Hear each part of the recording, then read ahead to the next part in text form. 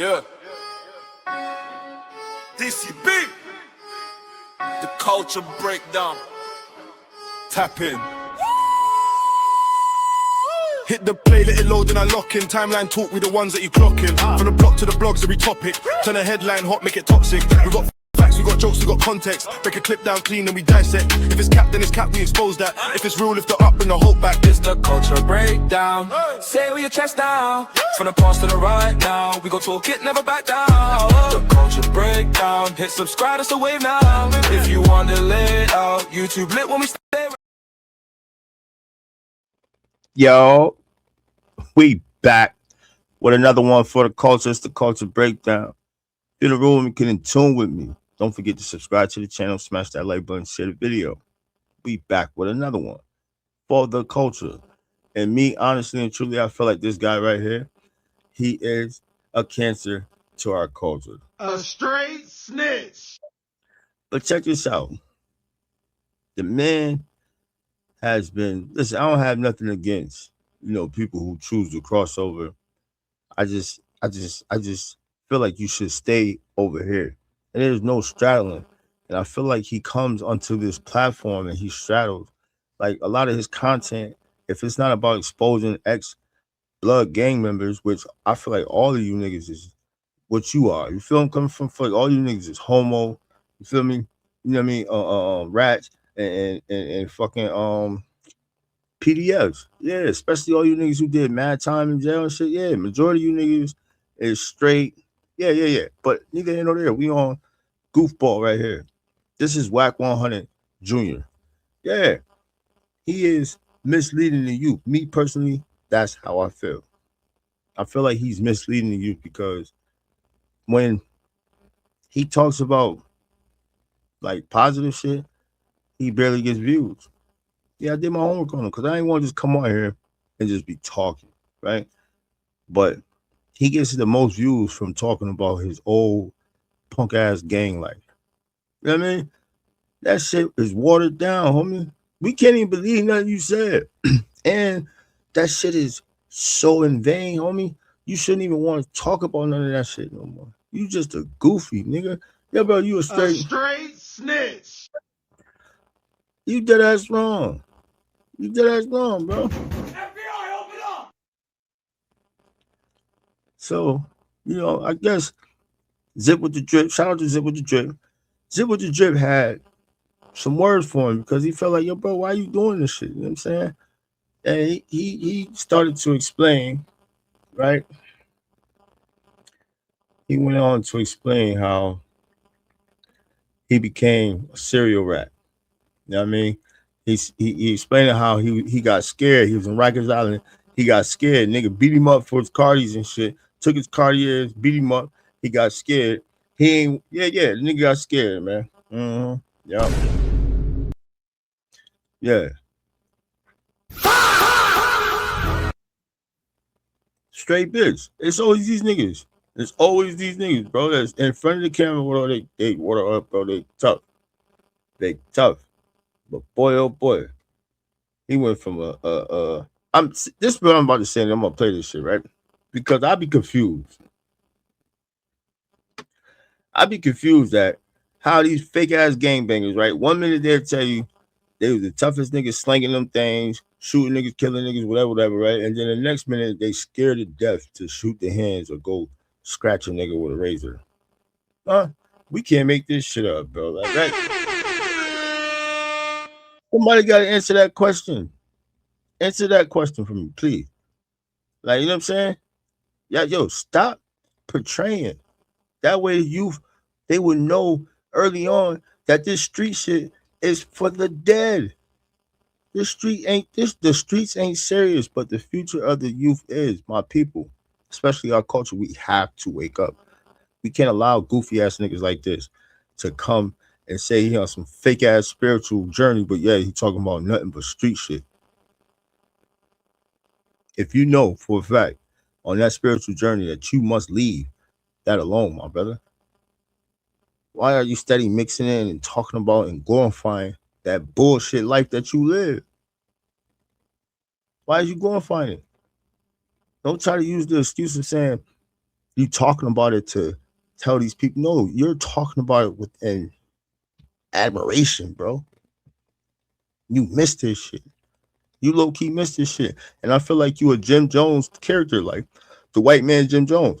I feel like you are the type of person who will manipulate a flock of people and lead them to their demise, which you have already done. You just proven it. You know what I'm saying? You told on 17 bodies. These people was under you.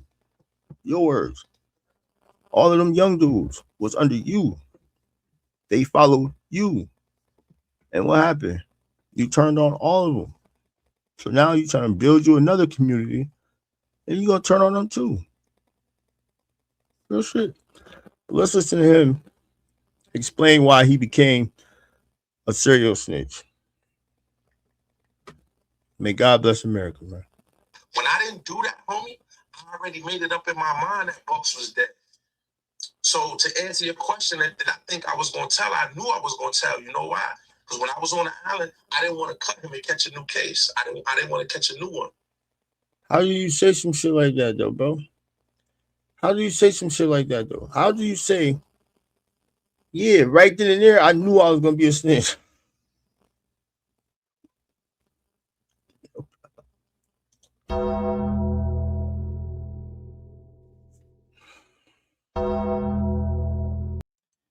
The man said, right then and there, I knew I was going to be a snitch. May God bless America. And I knew I wasn't going to get away with it. So I had made my mind up that Bucks was dead. I just wanted to go home. And I went home, and instead of me keeping the job, I had a messenger job. You know, any nigga come from up north had a messenger job. I had a messenger job for like 4 months. Nigga, I came home from up north. I had no fucking messenger job. That's you bitch ass gang members, nigga.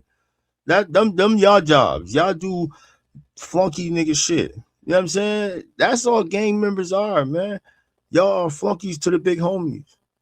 That's it. I don't know. Y'all getting a little rowdy now. I guess everybody for themselves. But that shit is so corny, bro.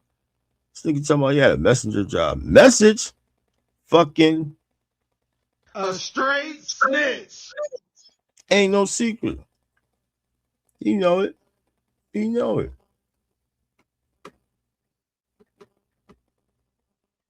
At that time, at 37 years old, I had a messenger job for like 4 months. That's the longest I ever worked in my life. I never had a job for 4 months. And I did that shit for 4 months. And y'all know anybody been up north, came home, got the bullshit messenger job. You know that shit is one of the worst jobs you could have. I did that shit for 4 months.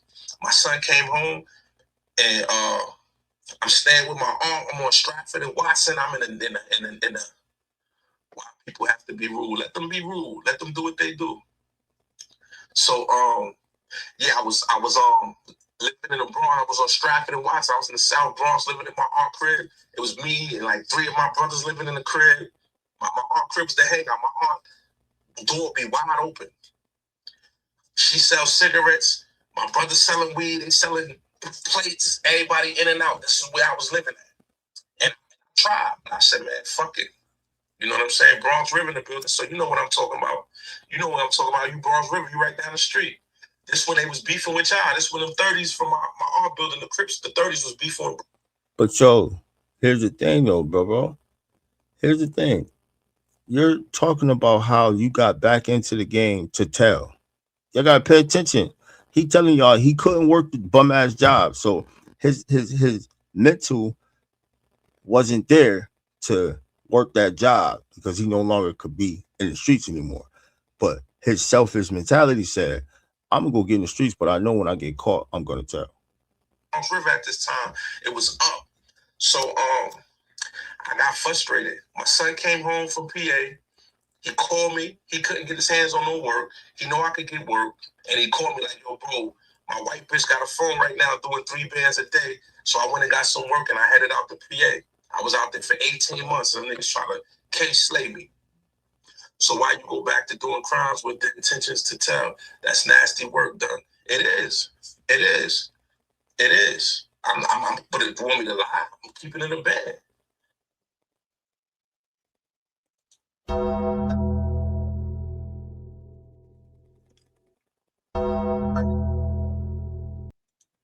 Yo, bro, the nigga just said The nigga just said, it is. It is.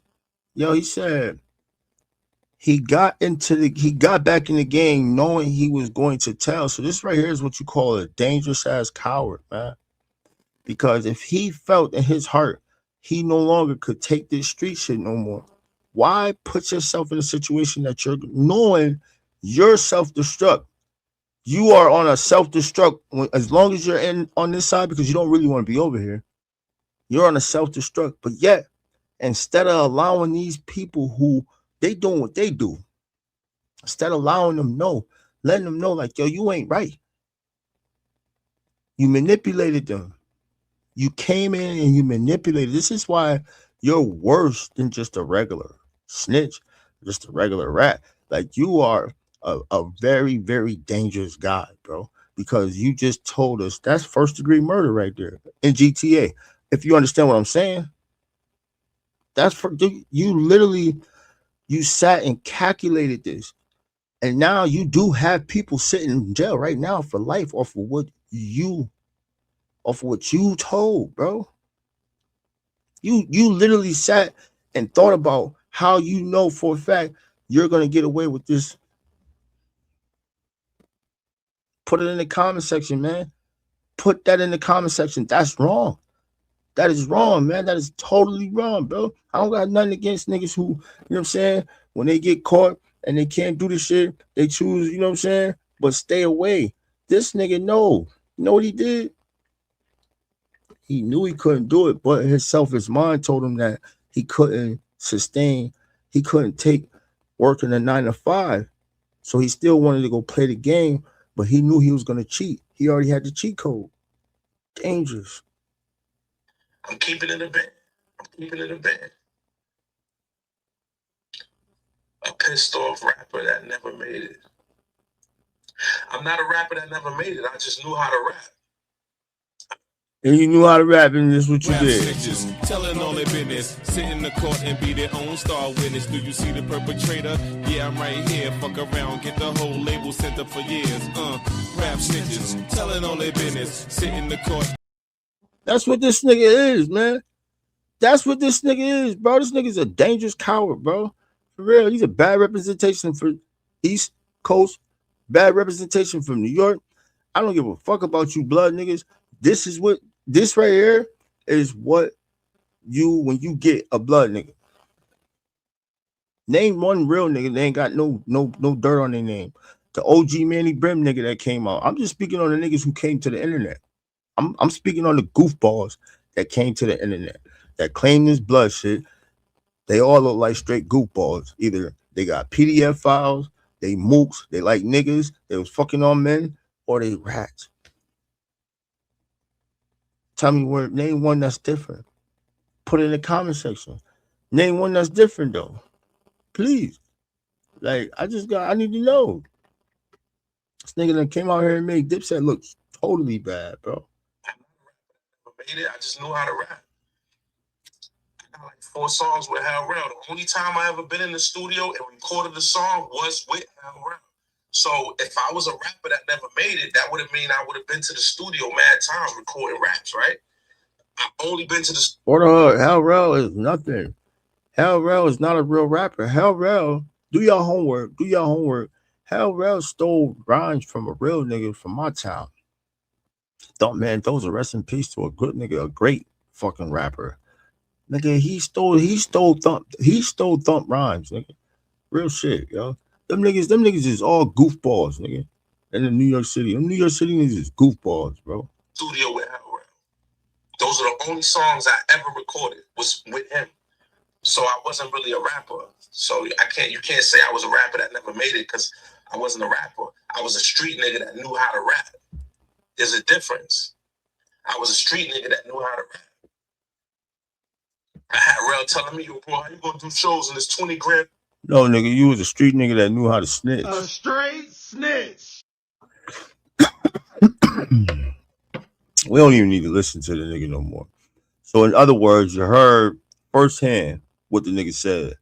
He knew he was coming to snitch. He knew he was getting back in the game to come back and tell.